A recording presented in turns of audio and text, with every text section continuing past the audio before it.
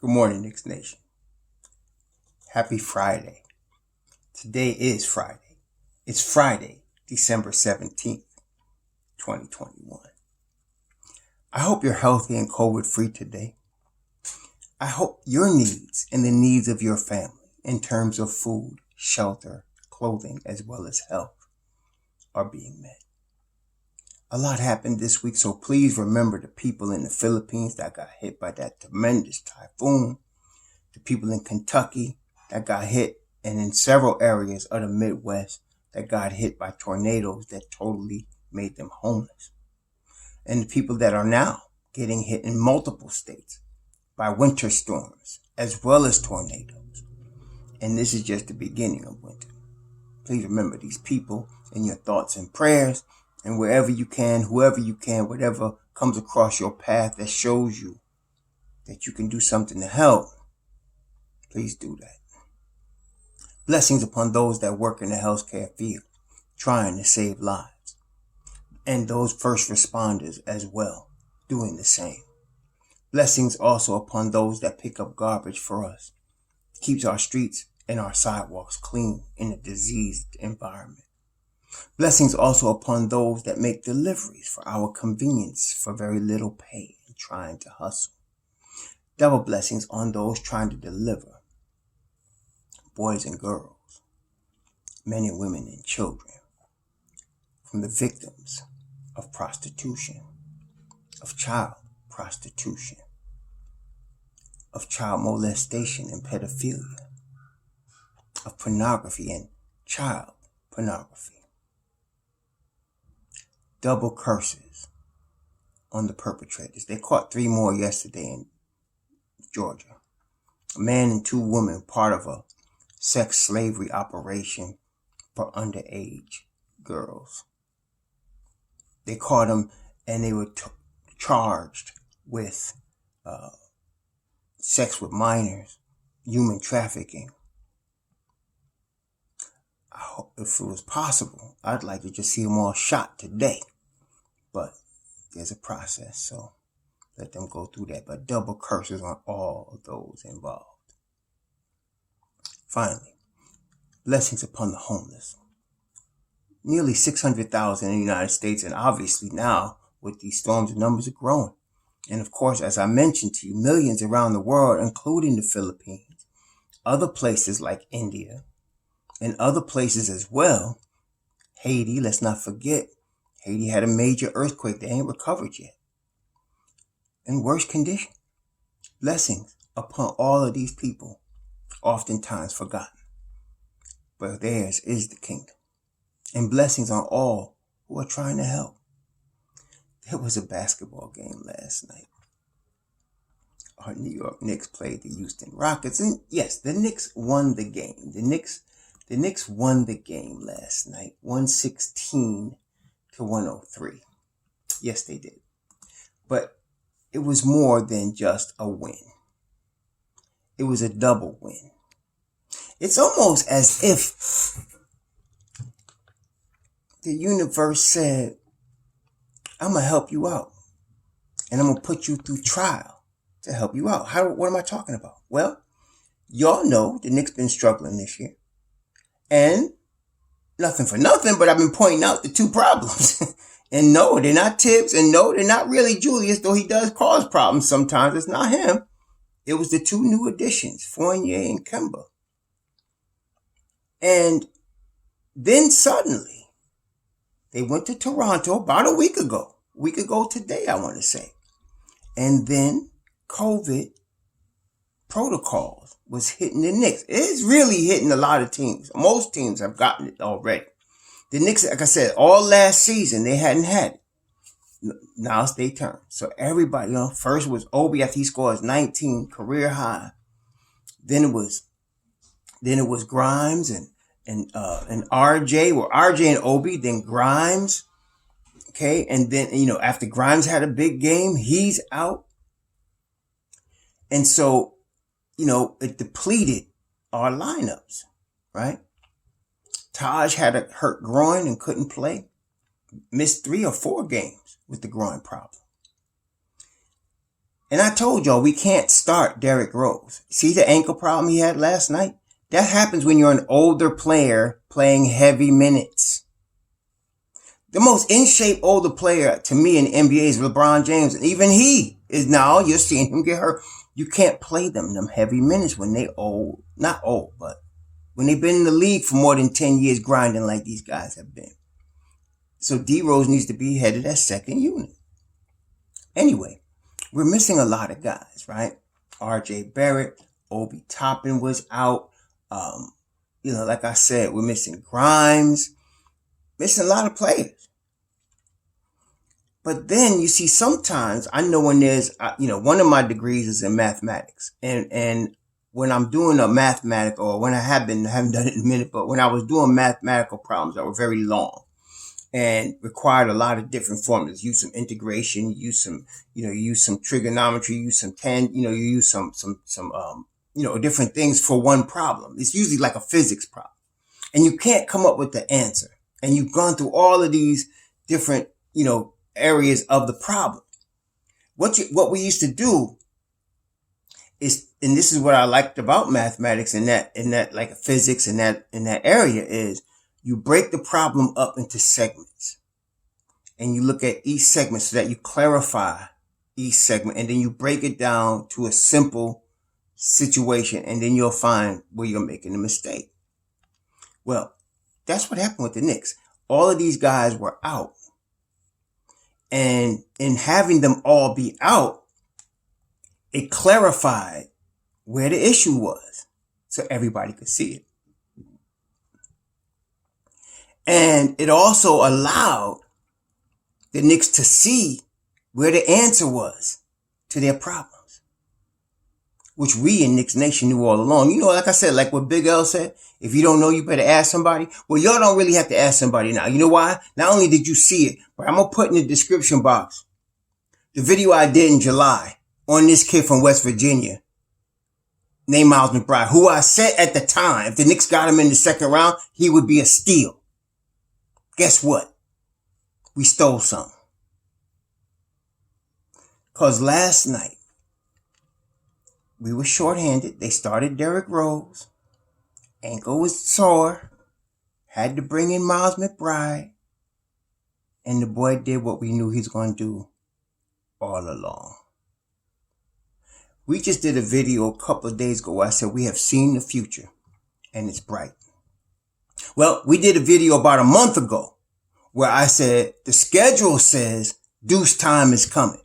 And when they sent him to the G League, some of y'all, y'all haters can't wait to come out with your toilet paper in hand to crap on somebody, right? Oh, your boy Deuce in the G League. He ain't that good. And I told y'all at the time, they're getting ready to play him. They sent him down there to get reps to keep him sharp. They're going to play him. Well, guess what happened last night? They played him. Guess what he did? Look. When Fournier was on, Fournier had one of his better games yesterday. And he still stunk. Against the Houston Rockets. He had 23 points, Fournier. Yes, he did. But while he was on the court, the Knicks were -6. In other words, while he was on the floor, the Rockets were 6 points better than the Knicks. While he was on the floor scoring. And that's one of his better games. And that's exactly what Kemba was doing.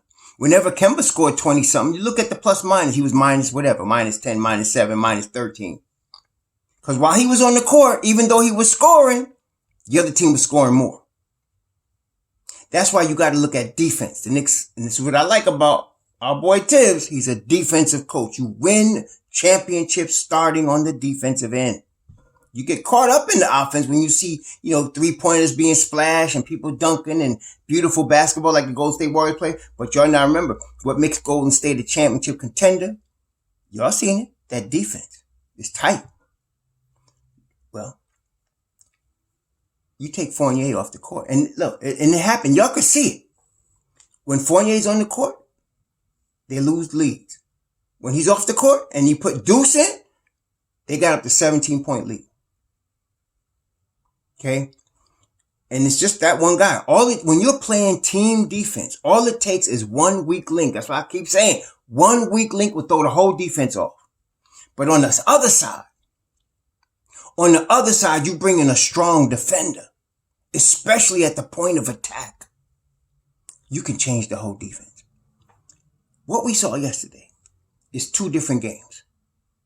You saw the starters lethargic, a lot of one-on-one, right? Turnovers, bad defense, bad rotations. All of that last night against Houston. And let me tell you something. If Deuce McBride doesn't play last night, we do not win that game. The Houston Rockets would have beaten us. But you had two games. You had that game, and then you had the game where McBride is running the point. Julius Randle was a different player. Mitchell Robinson. Y'all call him Mitch. He can't shoot a three. Blah, blah, blah, blah, blah. He doesn't do this. 17 points, 9 boards, 3 blocks, 8 for 8 from the field. And a lot of those assists came from one, Deuce McBride. Julius Randle, look. Now y'all know, I love Emmanuel Quickly. I'm glad he's on our team. But yesterday he was playing his natural position, which is the off guard. And he was getting wide open looks. Why? Because the way that ball was moving and the way the Knicks were playing, they had to watch Julius, they had to watch Deuce, and they had to watch Mitchell Robinson. That leaves wide open looks for Quickly. And look, 7 threes out of 10 yesterday. Now he's a bit of a ball hog, and he's too much dribbling one-on-one. But even with that, look what happened. And you know what I liked? If you notice, y'all notice, look at the fourth quarter, right? When Julius would normally start trying to take over and bring the ball up, he was looking for Deuce to hand him the basketball. Even Quickly, who turned it over a few times in the first half being one-on-one, and Hagen was handing the ball to Quickly. And it felt to me like they were giving Deuce the right hand of fellowship. That's what it felt like. Like, okay, it's your ball, son. It's your ball, kid. Whereas against Golden State, it was almost like Quickly was trying to compete with Deuce. Like he was trying to guard Stephen Curry. Trying to win the game. And I told y'all this. I said, look, son, don't put that pride away. Deuce picks people up full court.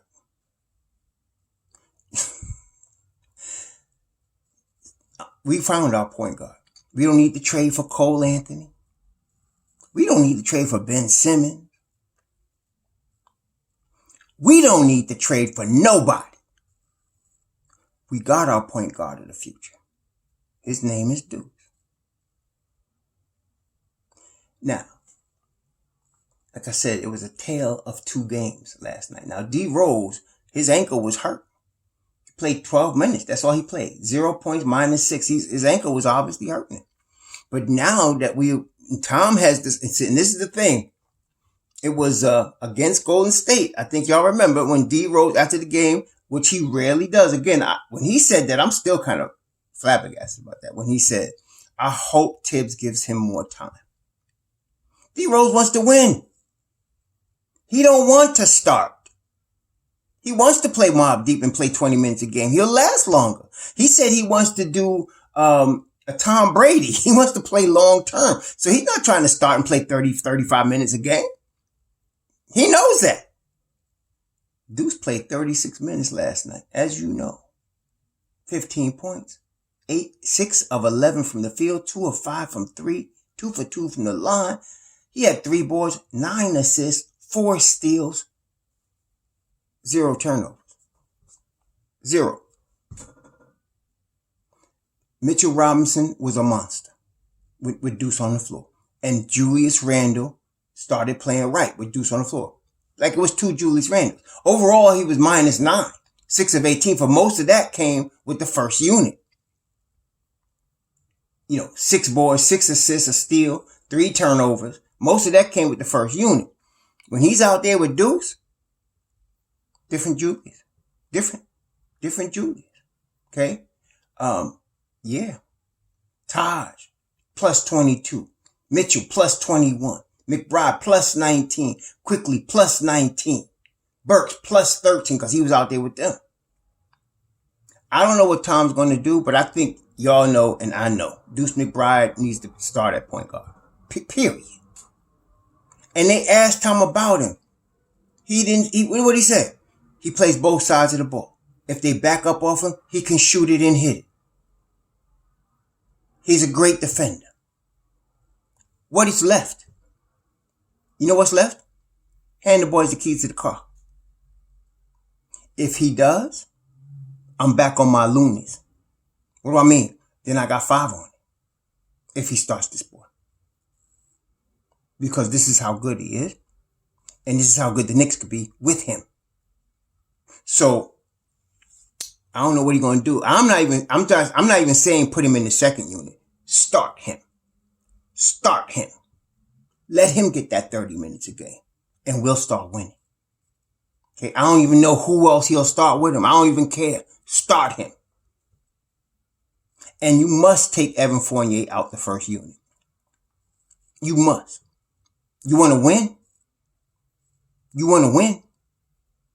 And I'm telling y'all right now, before the Christmas game against Atlanta, that cat will be out the first unit.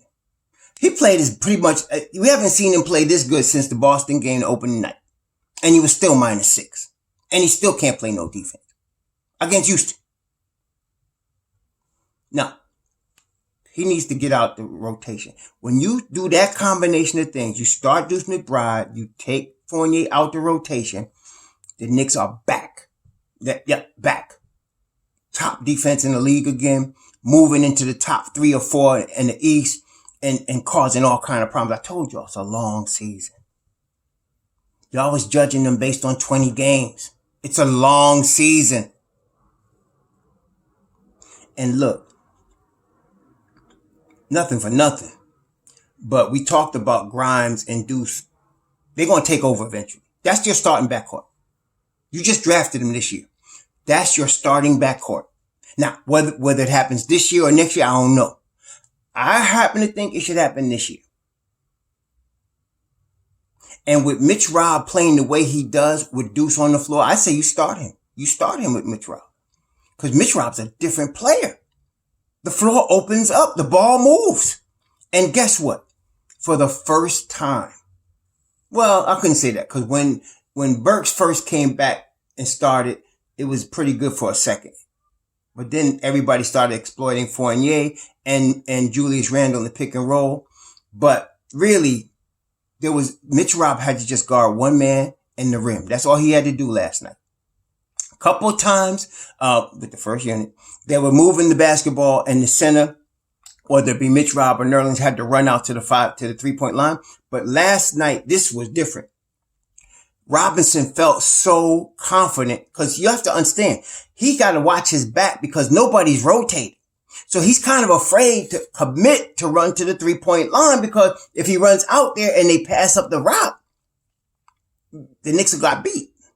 But last night he didn't have to worry about that because he knew there was no penetration at the point of attack. Why? Because McBride was putting the clamps down. Between him and Burks, they were doing business on defense.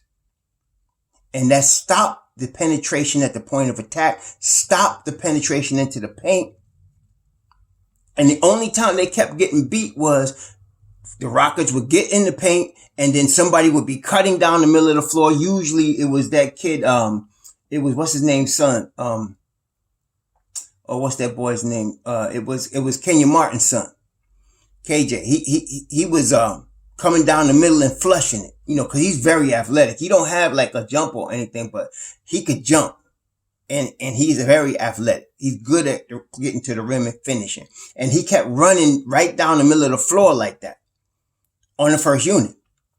But when you stop the point of attack penetration, like Deuce and Burks was doing, and then quickly also, now Mitch Rob can focus on what he's there to do. He can guard the 5-man and guard the rim.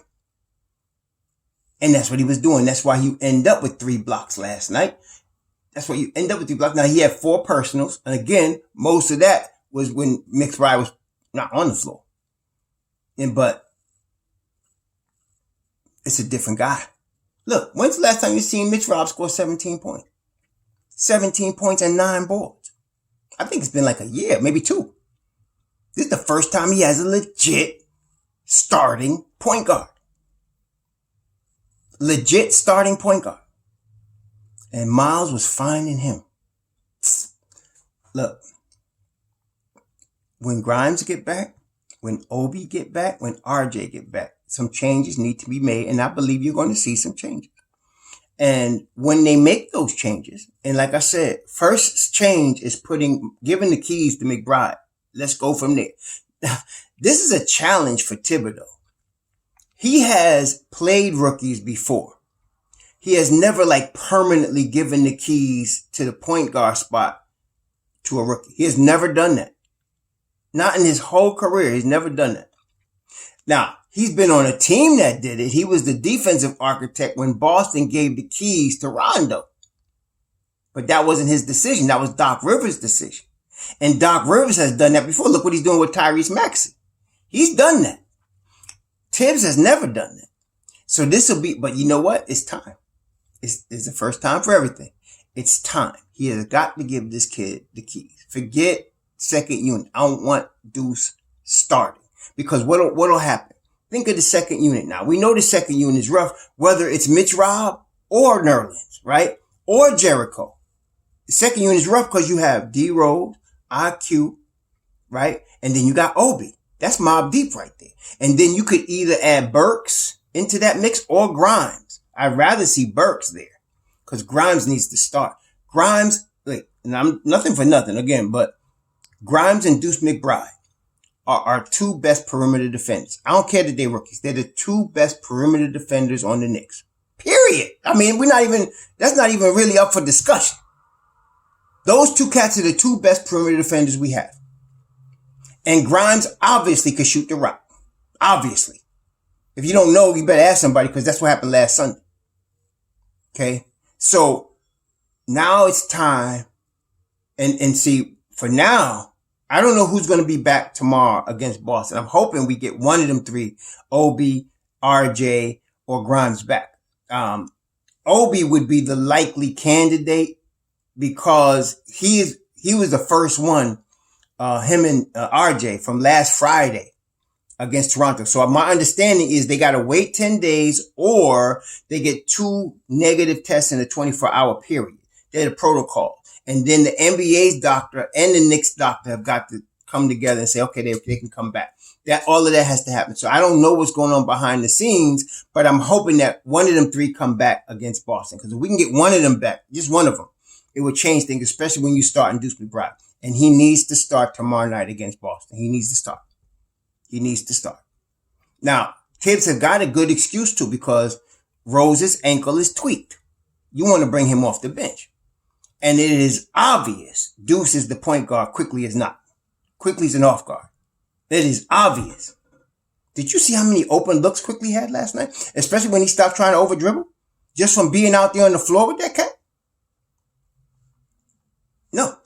And then, like I said, this is the first game that Julius looked around for the point guard. I mean, he didn't just grab it and start dribbling. He looked around for the point guard. One time he crossed the half-court line with the ball, and immediately he still was looking for the point guard.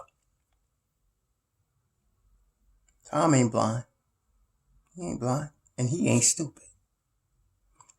Deuce needs to start. And even with that rag Fournier on the floor with him, I think Deuce will help mitigate that weakness. Okay. But if we could get back a Grimes tomorrow or an Obi or, an RJ, we can really, even just with that, we could really do some damage here. Now, let me just say this one thing now. If the Knicks could beat Boston tomorrow, and some of y'all misquoted me the other day. Last time I said this, I said that the Knicks beat Brooklyn, right? And they didn't. Well, let me say this again. If the Knicks beat Boston tomorrow, I got 5 on it.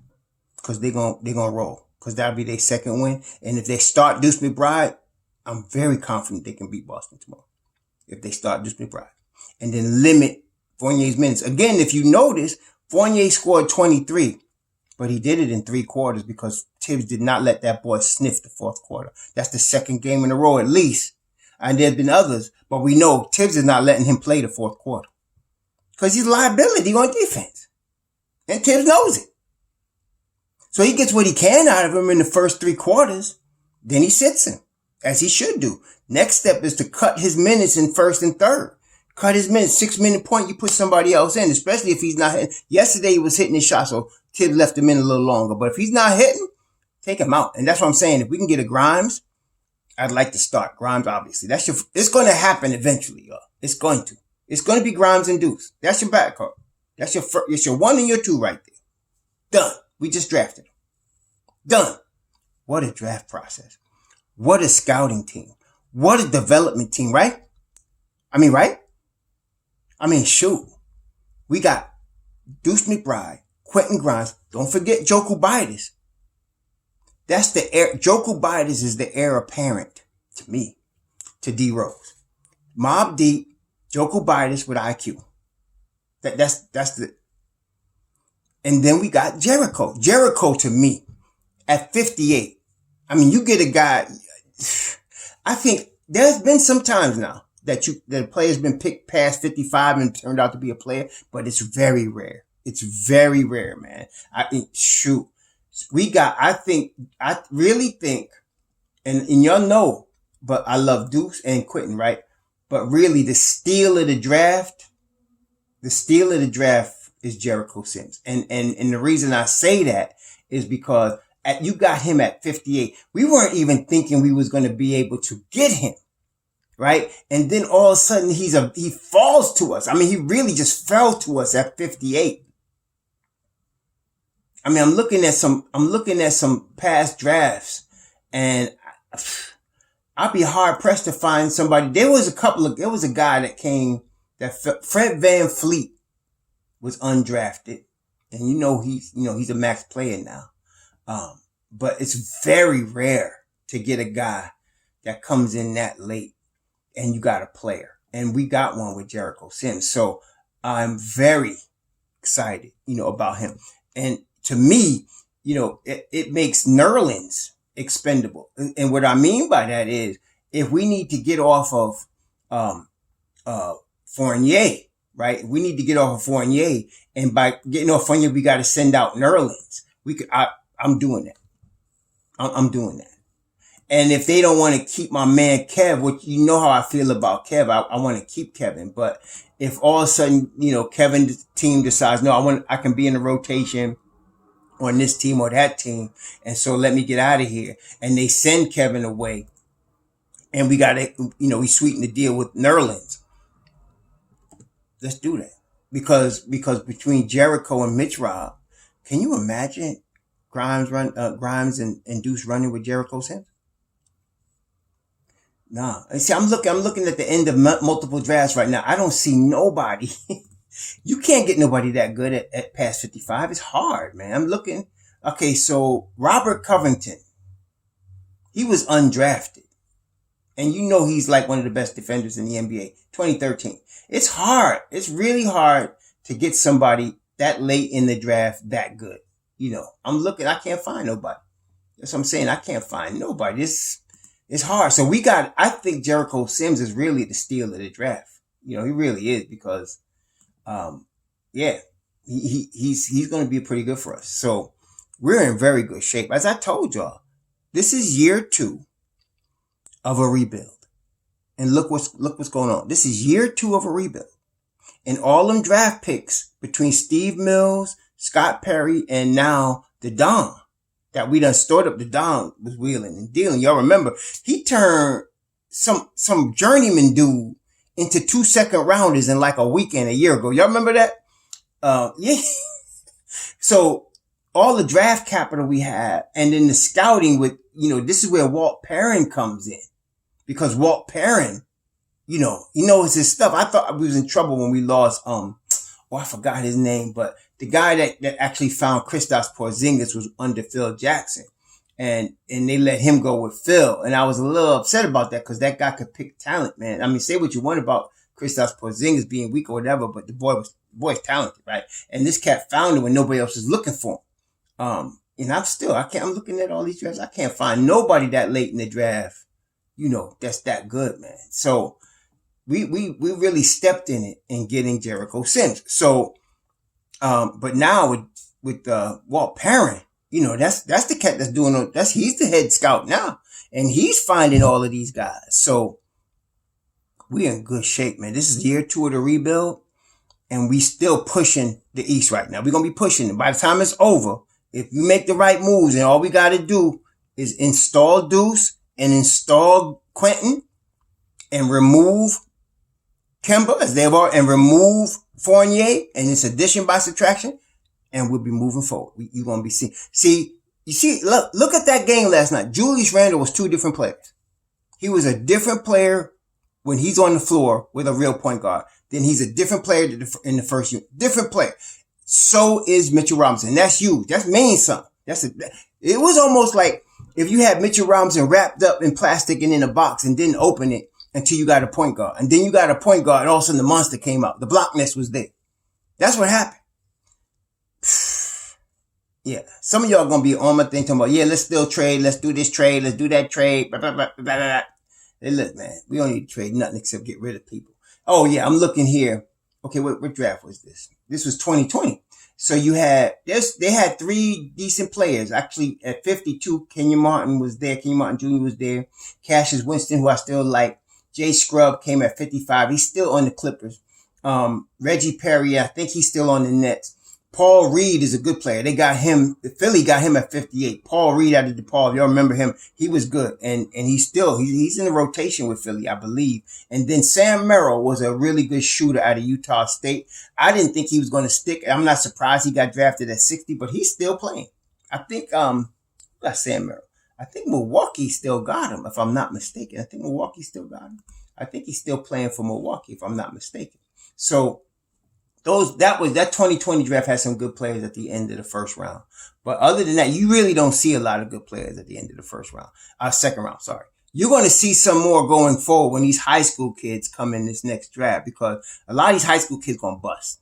Because people are going to be going on a potential and it ain't going to work out. And a lot of more mature players going to be picked in the second round. And you'll see some steals in the second round. And the Knicks got a plethora of second round picks. So we'll see what happens. But right now, we don't need to add nobody. We need to get rid of guys and put guys that we got into more minutes. And we're going to be good. And I believe Tibbs is going to do it. Like I said, by the Christmas game against Atlanta, I'm surely expecting Fournier to be out the rotation. And I'm expecting Deuce to start. So let's see what happens. But if that happens, we rolling. We are rolling. Okay? Y'all have a really safe and good weekend. We got Boston tomorrow night. Hopefully the Knicks win, but be careful out there. Enjoy yourselves. Watch your back. It's a dangerous world we live in. Shalom.